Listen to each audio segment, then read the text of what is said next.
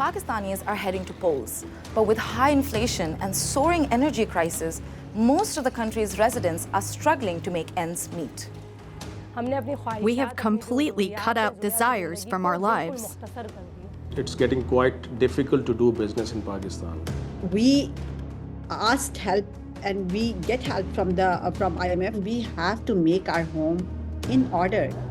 The governments are responsible for Pakistan's crisis. We'll look at what impact high energy prices and endless loans from the International Monetary Fund are having on the elections and voters.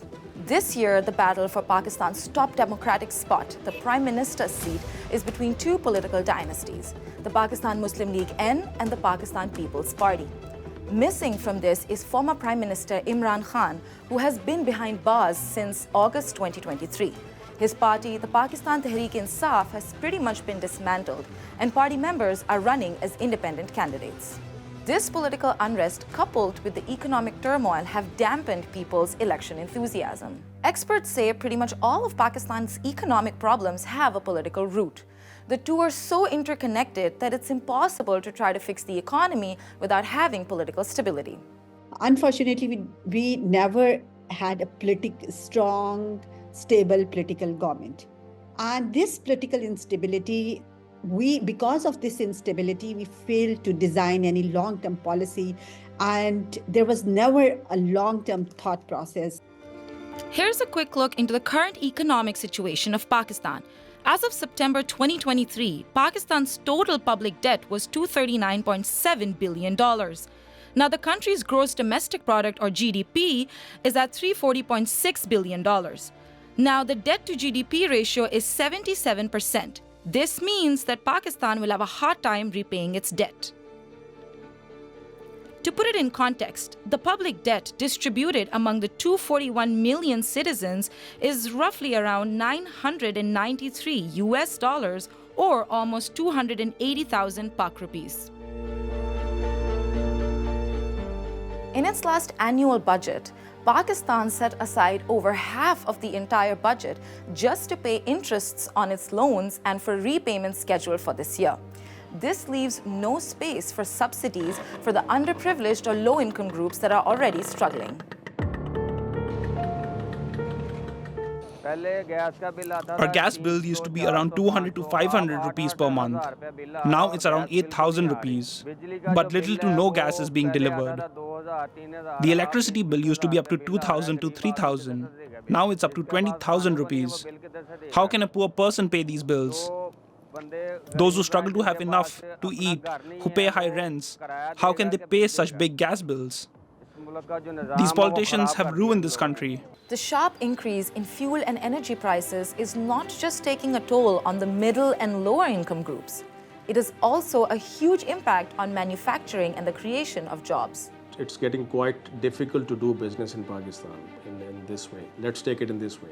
It's hard to get more opportunities, primarily because of the depreciation of our currency, because as we are an import-oriented country, we are doing some exports, but they are also depending on the imports.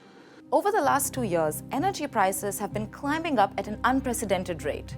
But what does the IMF have to do with this? The speed at which prices went up is majorly linked to recommendations that came from the IMF. Pakistan needed to fulfill certain requirements in order to be eligible for a bailout package, which was approved in 2019. But payments to Pakistan were halted because the government at the time, led by Imran Khan, implemented expensive state energy subsidies to reduce prices. The Pakistani government has historically subsidized fossil fuels. However, in 2022, these subsidies saw a significant and unprecedented increase. And that's why in 2022, when the IMF was reviewing Pakistan for a deal to release $3 billion, it said that energy subsidies had to go. The government chose to end these subsidies and increase taxes to meet IMF recommendations. It's a bank, and the only interest IMF has is to secure its loans. It has no agenda for economic development of the country, for employment generation, or for poverty reduction. So their policies are very narrowly based, and it serves to perhaps secure their loans, but it pushes the economy further deeper into a crisis. But the IMF chief said that the recommendations it gave to Pakistan were for its own good.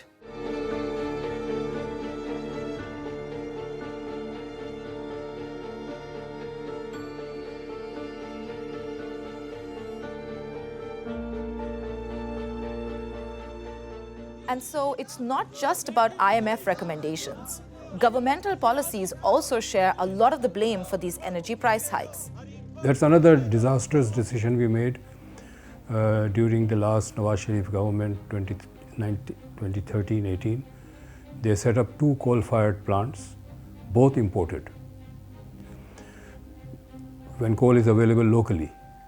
I think the question to ask is, regardless of who you're borrowing from or whether you're borrowing or not, the question to ask is, are you investing productively? Are you raising productivity? And if you're raising productivity, you can actually borrow. It's not that Pakistan's borrowing rate relative to its GDP is ridiculously high. It's just that where we fall flat is we're not effectively using the money that we have. This has been a question many residents have asked themselves.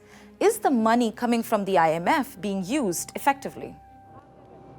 I think that the IMF should no longer lend money to this government.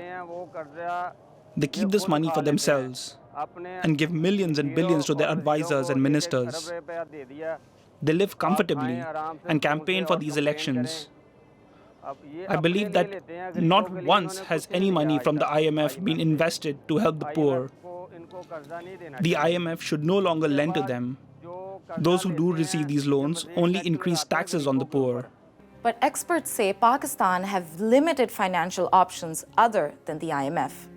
My realization is that definitely next government will go to IMF again, because we don't have enough fiscal spaces to run the government, especially after election, immediately after election. So we will have to go to the IMF again next time. With all this happening, are Pakistanis expecting something different after the elections?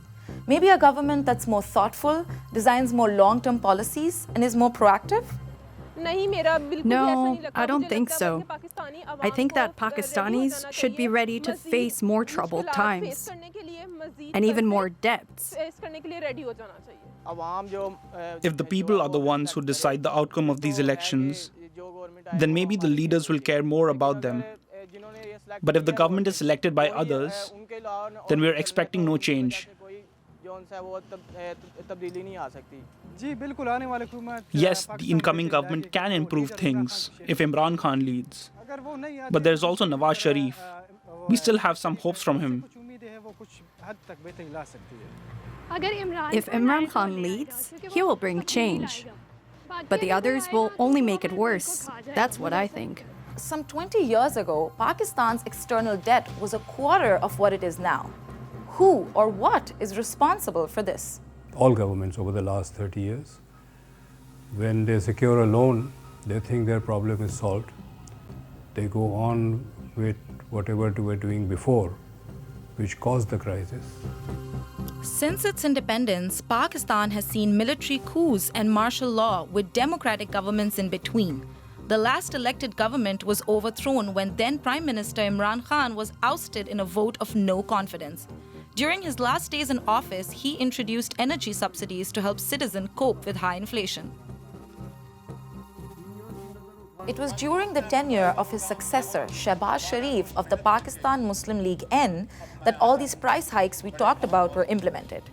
It was also during this time that the IMF recommendations to remove the subsidies came through. So all the anger of the people was directed at his government. People blame the party for this economic mismanagement. And so the PMLN is trying to woo voters with promises of better days. But there has been very little civic engagement in this election campaign. It's quiet in Pakistan's biggest cities, Karachi and Lahore, that were once lively hubs of election campaigning. All the leaders who come to power follow the same pattern and do the same things. There are promises, but no signs of delivering them, no signs of improvement. They say that if Pakistan has to be saved, then the people will have to stand up. But the people are helpless. Governments also tend to politicize IMF loans. When Sharif's government secured the bailout by increasing taxes and cutting subsidies, they touted that as a victory. A recent opinion poll by Gallup Pakistan showed that while Imran Khan was the most popular leader, three-time Prime Minister Nawaz Sharif was not too far behind. Everybody wants a strong political government. But when we look into the political governments, I don't see very thoughtful leaders, those who can change the direction of the economy and to change the direction of society and improve the quality of the institutions. It is widely agreed that things in Pakistan can't go on as they have been. Pakistan needs a big policy transformation. Whether you invest in human capital, or you invest in technology, or you invest in renewable energy, or you invest in export sectors, whatever you choose to do, these are all seemingly interesting, good ideas. And Pakistan, by the way, has had all of these ideas. It's nothing new, right? But what we fail to do is we fail to execute things well because we don't set up processes in place. To avoid paying big energy bills, people and businesses in Pakistan are turning towards renewables. Solar seems to be a big favorite. Pakistan has a lot of sunshine. In my opinion, and what we have done, we have gone for alternative and renewable energy sources like solar energy. We have shifted our domestic and commercial requirements onto solar for the electricity. Although there is some initial investment behind such kind of smaller or bigger projects. And the government should be more proactive in facilitating this shift to renewables. Here's why. I think government needs to provide a policy package that encourages local manufacture of solar panels, because if we are importing them, then we are creating the same balance of payments problem in which we are stuck. The next few years will be crucial for Pakistan. The economy is set to grow slowly from 2025. This means that the next government will have a lot on their plate. I think what is much more interesting is what happens in between elections, not elections. And we almost act as if political accountability is something which happens only at election time and not afterwards. I think political accountability is far more important in non-electoral periods. Because that's where the real decisions are being made. During elections, people promise all sorts of things, right? That's when we should exert pressure as citizens. Citizens may not be feeling very optimistic right now about the outcome of the elections. For a country so deep in debt, the biggest battle will be to climb out of it.